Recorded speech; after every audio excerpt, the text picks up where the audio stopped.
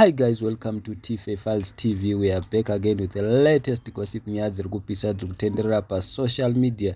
Ngwere silent killer arohwa kutanga achafa kuBedbridge. Zviri kunzi akauya kushow later apa akadedzera kuti handitongwe nemasalad. Saka vanhu vanga vakajamuka vakamuzvambura zvisingaite. Tikitaura kudare, silent killer is reportedly detained at Pagomba Cave in Bedbridge by the Revenue Management after turning up for a show later early this morning.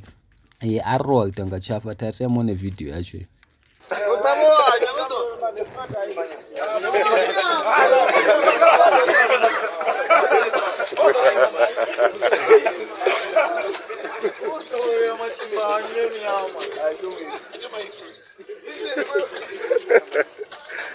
Wherever ugara pasi. Really?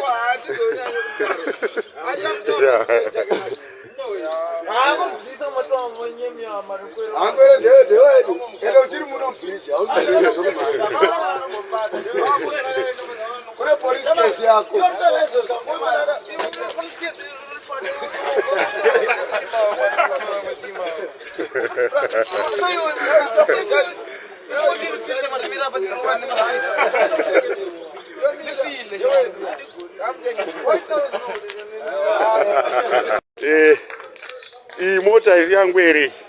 Ngwere atokonzeresa kuti mota iyo ipwanywe kuno kuBedbridge. Anonoka kuya kushow. Atotadza kuridza kwacho. Iye silent killer. Hanzi atitongwe nemasalad but iye torerei kana zvinhu zvidai. I'm sure mazvionera mega video asi vazokurova mbuyani hande vazotaura zvinhu zvakawanda zvakasiyana siyana. Aripo mumwe munhu uya akati iye monyanya kumusekerera munhu uyu anotoratidza kuti murwere ari kurova madragi. Mumwe munhu akati I blame vanomudeedza kumashow kwacho akadai. So mumwe munhu akati iye akatonaiwa hake pawall, no movement, hopefully haana kuzviitira weti. So guys, handizivi tinoti kudii nazvo, asi silent killer zvekunzi kushow kwachona akatotadza kuperforma. Mota dzavakaenda nadzo dzakatemwa nematombo vachideedzera kuti aiwa munhu uyu anodherera hati respect. Pamusoro pazvo silent killer akabva adeedzera kuti aiwa ini handitongwe nemasalad. Please comment down below. Thank you so much.